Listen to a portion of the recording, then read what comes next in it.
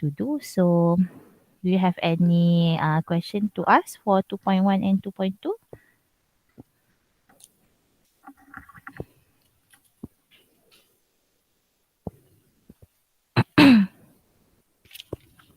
Okay.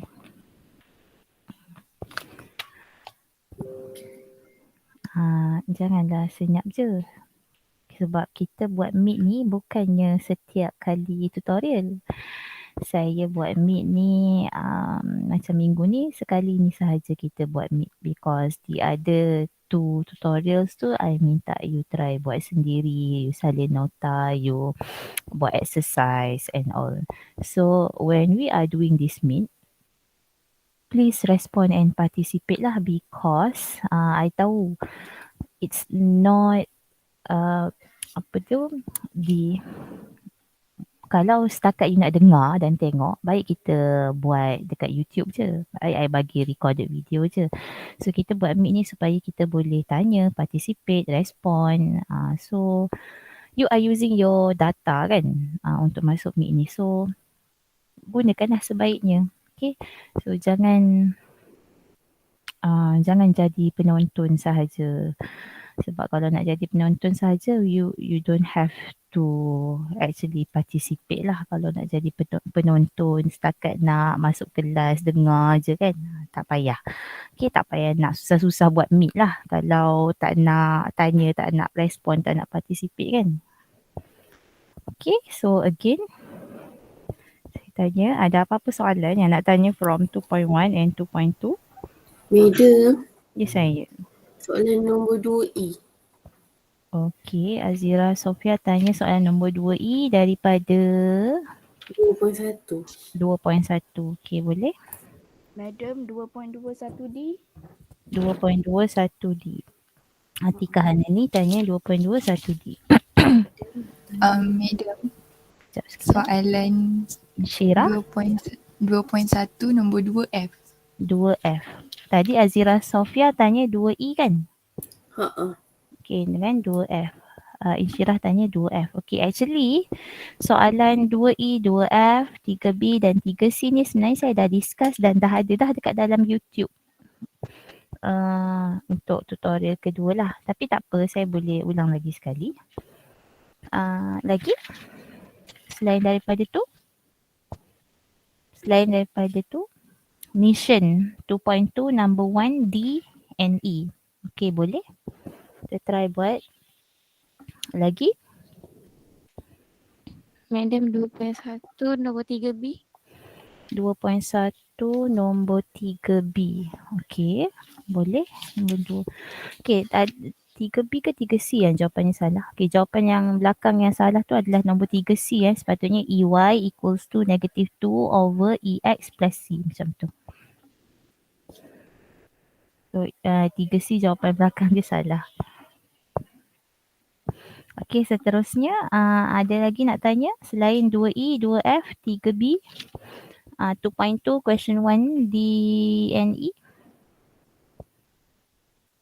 Okey, tak ada. Okey, kalau tak ada kita okey, boleh tak saya nak minta Azra Sofia, Insyirah dengan siapa tadi yang tanya 3B tadi, untuk soalan 2.1 E, 2E, 2F, 3B ni, as I said, saya dah letak dalam YouTube. Kejap lagi saya bagi dia punya link tu dekat dalam channel, or else you boleh pergi check dekat YouTube. I dah letak dah discussion untuk soalan nombor 2E, 2F dan 3B. Dah tengok ke? Belum lagi madam, sebab 9. Tak apa, sebab saya pun baru upload petang semalam masa sebelum meeting tu. Okey, nanti boleh tengok dekat situ ya. So hari ni kita bincang, kalau tak faham boleh tanya lagi sekali. So hari ni kita nak buat soalan integrating factor ni lah, boleh? Boleh, madam. Alright. So jom kita start. Okay, so this is tutorial 3. And I ask you to do the concept practice 2.1, 1, 2, 3, 2.2 question 1. So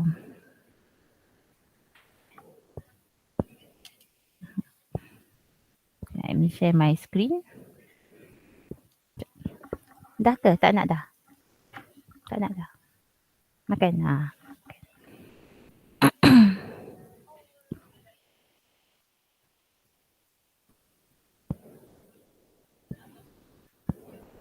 Okey. So boleh nampak tak skrin saya? Boleh Nampak. medium. Okey. Kita tengok. Okey, ni saya dah actually explain lah 3B, 3C, 2E dengan 2F kat dalam previous video. So boleh check dekat previous video kalau nak tahu lebih lanjut tentang 2.1. So hari ni kita nak tengok 2.2. Thank you yang bertanya. So let's do it. So we have question 1 that I ask you to do. So D, we have T cube dx over dt plus 3t squared x equals to t. Okay, sorry with my handwriting ni kalau tak berapa nak cantik. Okay, so dalam kes kita sekarang, selalunya kan saya kata kita ada dy, the general form, dy over dx plus px y equals to qx. Okay, this is the standard general form lah untuk first order differential equation. Dia dalam in terms of y dengan x. So sekarang ni kita punya y adalah x, kita punya x adalah t. So we have to be very careful sebab kita dah selalu guna y dengan x. So sekarang dia guna variable yang lain. Like I said in the lecture, bila dia guna variable yang lain, so kita jadi confused. So don't get confused too early. So now we actually want the general form of this differential equation. So bila kita sebut general form ni, depan dx dt ni tak boleh ada koefisien lain selain daripada satu. Ni sebenarnya ada satu kan, tapi kita tak tulis. So dia tak boleh ada t kuasa 3 ni. So what we did untuk hilangkan t kuasa 3 ni adalah we have to divide both side dengan t kuasa 3. So when I said both sides, actually this side kita bahagi dengan t kuasa 3 and the right hand side also kita bahagi dengan t kuasa 3. So apa jadi dekat left hand side ni, saya try tulis cantik-cantik sikit. Okay, we actually have t cube dx over dt over t cube. Sebab kita ada dua term dekat atas ni yang kita tambahkan. So dia share common denominator. So we have 3t squared over t cube equals to t over t cube is 1 over t squared macam tu. So boleh cancel off. So that kita dapat dx over dt plus 3t to the power of negative 1 ataupun 3 over t x, kita potong ni dengan 3 is equals to 1 over t squared. So this is the general form. This is the general form. Okay, this is the first step lah. Okay, the next step adalah kita nak identify our px dengan qx. So in this case, we are not using px sebab dia punya bawah ni, variable yang bawah adalah t. Kita tengok variable yang bawah adalah t. So kita akan cari pt. So pt is equals to 3 over t and qt is equals to 1 over t squared. Dia mesti selari. Dia tak boleh tiba-tiba awak lupa kan awak tulis kat sini px. Pasal awak nak tulis apa kat sini? Oh, takkan x. Masa nak tulis 3 over t takkan px dekat sini. So mesti selari lah. Bila kita buat ni dia mesti akan follow through sahaja. Okay, that is the second step. I suka buat step by step ni supaya you nampak lah. Tapi kalau you dah terror, you tak nak buat step by step ni, nak shortcut, there's no problem. But then bila shortcut ni dia banyak lah careless mistake yang akan berlaku sebab dia step dia panjang. Step dia banyak. Kita tak panggil soalan ni sebagai susah. Kita panggil soalan ni sebagai tedious. Sebab step yang digunakan tu agak panjang. But then if you follow each and every step tu, you will definitely will get the answer lah. Okay, the third step is the most important one, which is we want to find the integrating factor. So kalau dalam biasa ni kita panggil integrating factor kita Vx. So sebab kat sini bawah kita T, kita panggil dia Vt. So what is Vt? It is E integration of our Pt here 3 over T dt lah. Okay. So 3 over T, we know that we cannot integrate them directly using the power rule. So 3 over T, so dia kuasa negatif 1, bila tambah 1 dapat kosong over kosong, so tak boleh. So we know that 3 over T, maksudnya bila kita integrate, kita akan dapat 3 ln T. So this is basic yang semua orang sepatutnya dah master lah, dah tahu. Okay, E dengan ln kita tahu kita boleh cancel off dia, tapi ada penghalang kat sini, which is 3. So 3 ni, what happened to 3? We can bring it as the power of T. So we actually have E to the power of ln T cube. Now bila E dengan ln ni dah tak ada penghalang, kita boleh cancel off dia untuk dapatkan T cube sahajalah. So what is our Vt? Our Vt here is actually equals to T cube. This is our integrating factor. So what we did with our integrating factor, darabkan semula dengan the general form that we have. We have T cube dx over dt plus 3 over T x T cube dengan T cube over T squared. Okay. So yang belah kanan ni tak ada masalah. Yang belah kanan ni tak ada masalah because it won't affect what we are going to write here. We are going to write here as d over dt, our integrating factor, T cube. Selalunya kita darab dengan y. Tapi sebab y kita sekarang adalah x. So dia adalah x lah. Okay. D over dt, T cube adalah integrating factor kita. X adalah variable yang atas tadi. Okay. And then yang belah kanan ni, that's why kita tadi multiply dengan general form. Sebab kita nak tengok what is our right hand side. So our right hand side will be T macam tu. Okay. So kita tahu kalau nak hilangkan D over dt ni kita kena integrate both side. So when we integrate both side, we actually have T cube x equals to T squared over 2 plus C. So dah dapat dah kita punya value of general solution kita dekat sini. But then the question give you, dia kata when x equals to 0, T equals to 2. So when x equals to 0, T equals to 2, this is 0. This is 4 over 2 plus C. So C will be equals to negative 2.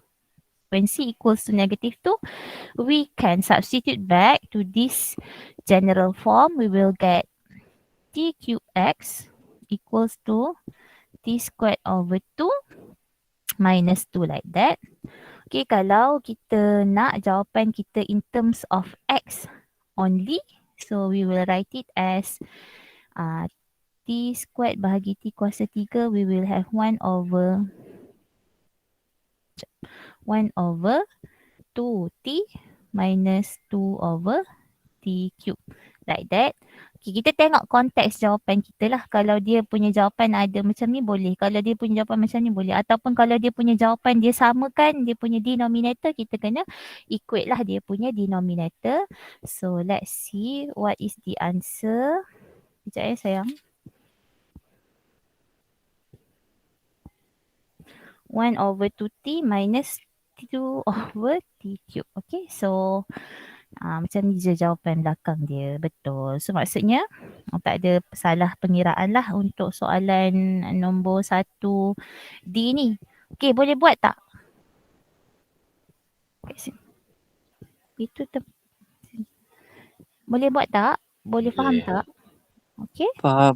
Okay, Nishan? Nishan kan yang tanya tadi? Beda kalau dia tak cakap minta dalam term of apa, Aha. boleh kita tinggal dalam Ni, TQ. QX. Boleh yang ni sampai yang atas ni. Maksudnya ini pun jawapan yang betul juga. Okey, yang ni pun jawapan yang betul juga. Tu dah saya kata sebab kalau jawapan objektif, kita kena tengoklah konteks jawapan tu macam mana kan. So kalau selalunya kita memang akan tinggalkan X sahaja. Tapi ada kes yang kita boleh juga tinggalkan dalam ni sebab dia tak minta Y sama dengan apa, dia tak minta X sama dengan apa, dia just minta general solution ataupun particular solution. Pun sebenarnya jawapan atas ni pun diterima jugalah. Okay. Tapi kalau untuk selagi boleh tinggalkan macam ni, maksudnya benda tu tak susah untuk kita dapatkan nilai X sahaja. So kita better tinggalkan nilai X sahaja macam tu lah. Okay. Good question. Any other question for 2D? Kalau 1D, kalau tak ada saya nak teruskan 1E.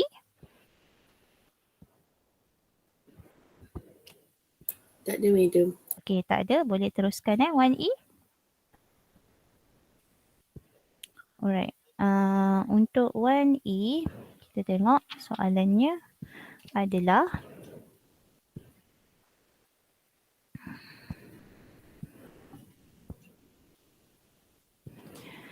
integration cos X.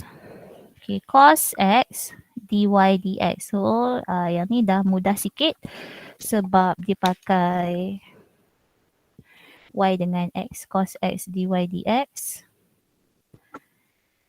plus y sin X equals to cos cube X. So kita bahagi dengan cos X sebab kita tak nak dy dx ni ada kat depan tu. So dy over dx, this one divide by cos X, kita dapat satu lah. Y sin X over cos X, and cos cube, bila kita bahagi dengan cos, kita akan dapat cos squared X. So this is the general form already lah. This is the general form already. So from here, we are going to find our Px. Okay, kenapa Px? Sebab dia punya variable dekat bawah tu adalah X. So betul lah Px. So Px adalah semua benda yang selain daripada Y. So selain daripada Y kat sini adalah sin X over cos X. Okay.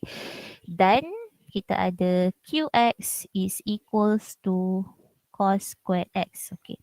Our problem here is to find the integrating factor. So we know that Vx, our integrating factor, is equals to e to the power of sin X over cos X. So saya rasa ramai yang masalah sebab kita punya integrating factor ni in terms of sin X over cos X, which kita tak boleh nak integrate dia directly. So bila kita tak boleh nak integrate dia directly, kita kena guna techniques of integration lah. So this is what we going to do here. Okay, saya highlightkan dengan color hijau ni. Okay, supaya awak tahu bahawa this is the way to integrate sin X over cos X. Kenapa saya punya pen ni macam... Oh, sebab tadi saya kecilkan. Okay, baru nampak jelas sikit. Okay, so we are going to integrate sin over cos. Ingat dalam trigo, kalau dia adalah selain daripada 6 formula yang kita boleh integrate directly tu, selain daripada tu maksudnya kita tak boleh nak integrate dia directly, mesti kena guna identity, mesti kena guna techniques atau iaitu substitution lah. So dalam case ni, we have sin over cos which is tangent, which is tak ada dalam all the 6 formulas dalam trigonometric yang kita boleh integrate directly, meaning that we have to do something with it, either guna teknik ataupun guna dia punya identity. So yang ni tak ada identities untuk tangent. So kita kena guna substitution dengan cara let u equals to, saya kata u tu selalunya kita ambil dia punya denominator. So u equals to cos X.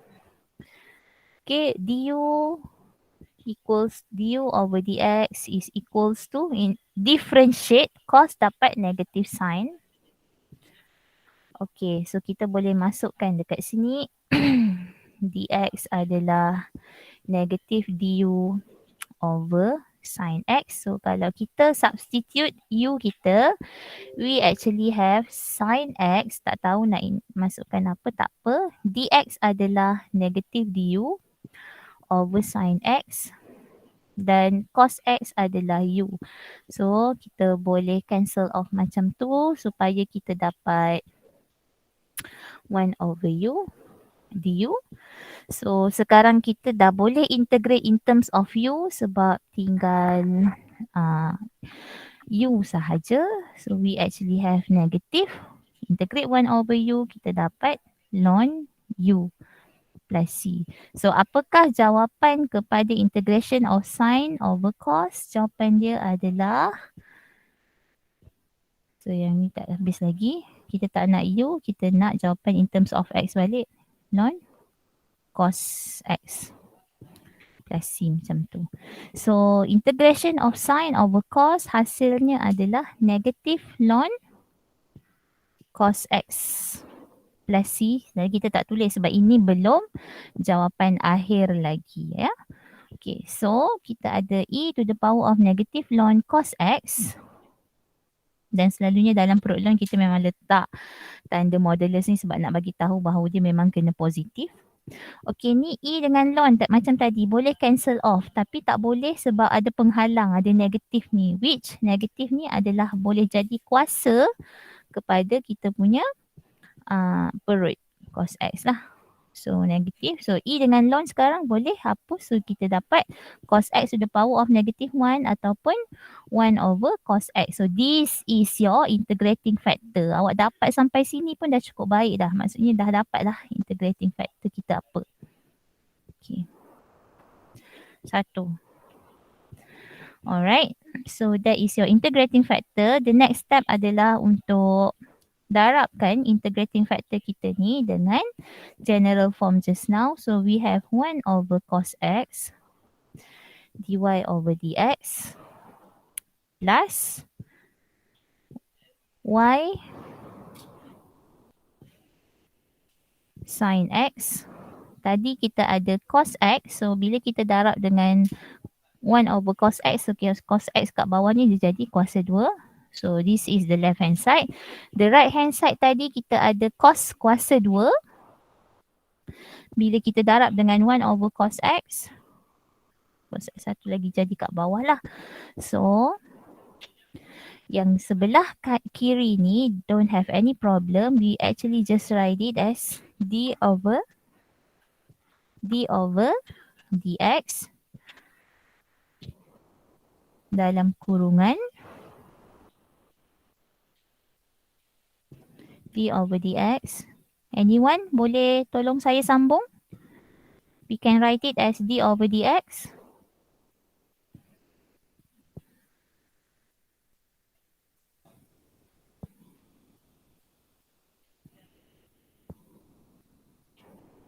One over cos x. Very good. 1 over cos x.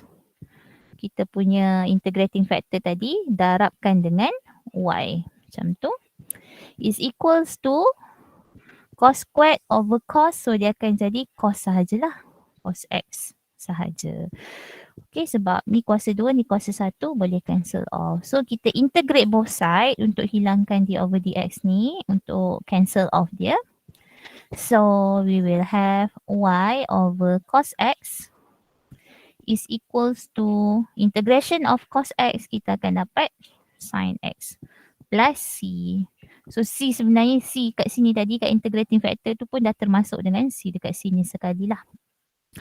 So what we have here, we have y equals to sin x cos x ataupun kita tulis je lah cos x darab sin x plus c macam tu. Okay, kita check jawapan cos x sin, oh kita ada value. So kita boleh cari dia punya particular solution. So this is your general solution. This is your general solution.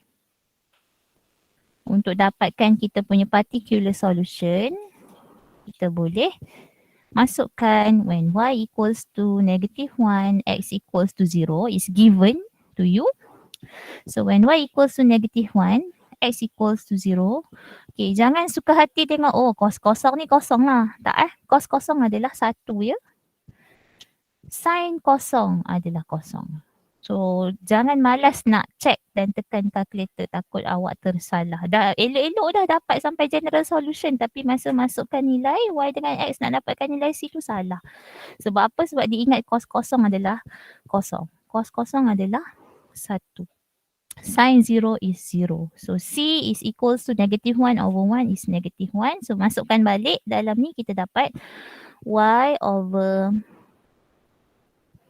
cos x is equals to sin x minus 1. So y is equals to cos x darabkan dengan sin x minus 1. Tak payah expand lah. Okay. So itu sahaja. Tengok jawapan.